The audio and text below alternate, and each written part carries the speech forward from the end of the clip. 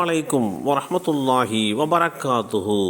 சய்யிதுனா அனஸ் இப்னு மாலிக் ரலியல்லாஹு அன்ஹு அனஸ் ரலியல்லாஹு அன்ஹு அவர்கள் அறிவித்தார்கள், நான் நபி ஸல்லல்லாஹு அலைஹி வஸல்லம் அவர்களுக்கு 10 ஆண்டுகள் சேவகம் புரிந்தேன். மனம் வேதனைப்படும்படி என்னை சீ என்றோ, இதை ஏன் செய்தாய் என்றோ, நீ இப்படி செய்திருக்க கூடாதோ என்றோ அவர்கள் ஒருபோதும் சொன்னதில்லை.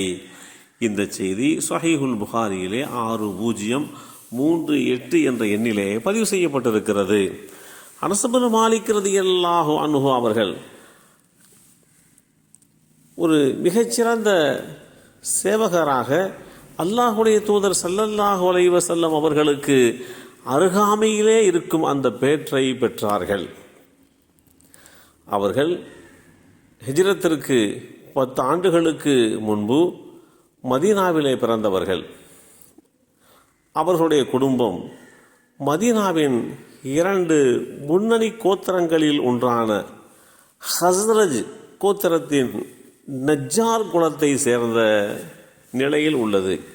நபி ஸல்லல்லாஹு அலைஹி வஸல்லம் அவர்கள் அவருக்கு அபு ஹம்சா என்ற பட்டத்தையும் வழங்கினார்கள். அவர்களுக்கு 10 வயது இருக்கும்போது அவர்களுடைய தாயார் உம்மு சுலைம் ரலியல்லாஹு அன்ஹா அவர்கள் அனஸ் ரலியல்லாஹு அன்ஹு அவர்களை நபி ஸல்லல்லாஹு அலைஹி வஸல்லம் அவர்களுடைய பராமரிப்பிலே ஒப்படைத்தார்கள்.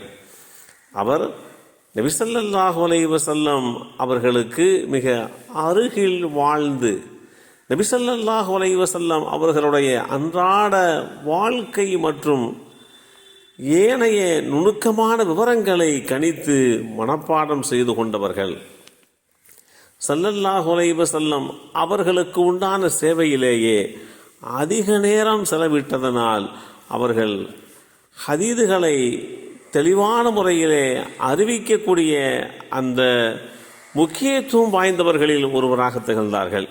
நபி ஸல்லல்லாஹு அலைஹி வஸல்லம் அவர்கள் மதீனாவுக்கு வந்த பிறகு அன்சாரிகள் அவருக்கு சேவை செய்ய ஒருவருக்கொருவர் போட்டியிட்டனர். இதில் அனஸ் இப்னு மாலிக்கின் தாயார் அவர்களிடம் கொடுக்க எதுவுமே இல்லாததனால் கடுமையான அந்த நிலையிலே ஸல்லல்லாஹு அலைஹி வஸல்லம் அவர்களை சந்தித்தார்கள். எனவே அவர்களுடைய அன்னை அனசுடைய கையை பிடித்து நபி ஸல்லல்லாஹு அலைஹி வஸல்லம் அவர்களிடம் சென்று இப்படி கூறுகிறார்கள், அல்லாஹுடைய தூதரே, நான் ஒரு ஏழை பெண், உங்களுக்கு உதவக்கூடிய எதையும் என்னிடம் கொடுப்பதற்கு இல்லை. இது என்னுடைய மகன்.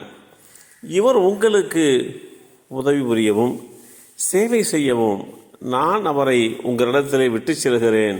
இவரை ஏற்றுக்கொள்ளுங்கள் என்று அனஸ் ரலியல்லாஹு அன்ஹு அவர்களுடைய தாயார் வேண்டி கேட்டுக்கொண்டார்கள். அந்த வேண்டுகோளை அல்லாஹுடைய தூதர் ஸல்லல்லாஹு அலைஹி வஸல்லம் அவர்கள் அங்கீகரித்தார்கள். அனஸ் இப்னு மாலிக் ரலியல்லாஹு அன்ஹு அவர்கள் ஸல்லல்லாஹு அலைஹி வஸல்லம் அவர்கள் மீது மிகுந்த அன்பு கொண்டிருந்தார்கள். தனது தேவைகளை பூர்த்தி செய்வதில் மிகுந்த மகிழ்ச்சியையும் பெருமையையும் கொண்டிருந்தார்கள். காலையில் மற்ற அனைவருக்கும் முன்பாகவே எழுந்து அனஸ் இப்னு மாலிக் ரலியல்லாஹு அன்ஹு அவர்கள் தனது தேவைகளையும் விருப்பங்களையும் கவனித்து கொள்ள நபி ஸல்லல்லாஹு அலைஹி வஸல்லம் அவர்களுடைய அந்த பள்ளிக்கு சென்று விடுவார்கள்.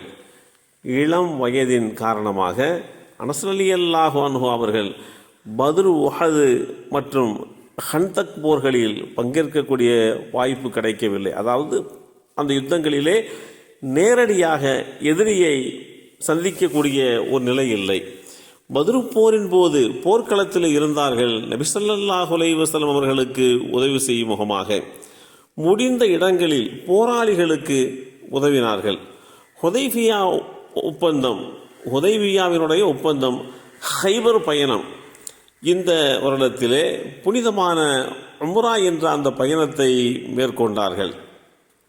ஹுனைன், தாயிஃப் முற்றுகை மற்றும் பிரியாவிட யாத்திரை போன்ற பல விஷயங்களிலே ஸல்லல்லாஹு அலைஹி வஸல்லம் அவர்களோடு நெருங்கியிருக்கக்கூடிய அந்த வாய்ப்பையும் பெற்றார்கள் என்பதுதான் நிதர்சனமான உண்மை. இந்த அனஸ் பின் மாலிக் ரலியல்லாஹு அன்ஹு அவர்கள் வாழ்க்கையிலே மிகச்சிறந்த பேறுகளையெல்லாம் பெற்றார்கள். இந்த உலகத்தில் 103 வயது வரை வாழ்கின்ற அந்த வாய்ப்பினை பெற்றார்கள். 100க்கும் மேற்பட்ட பேரப்பிள்ளைகள், குழந்தைகள், பேரப்பிள்ளைகள் என்று வாழ்கின்ற அந்த வாய்ப்பையும் பெற்றார்கள். அல்லாஹ் அவர்களை பொருந்திக் கொண்டதை போன்று நம்மையும் நம் சந்ததிகளையும் பொருந்திக் கொள்வானாக. அஸ்ஸலாமு அலைக்கும் வரஹ்மத்துல்லாஹி வபரகாத்துஹு.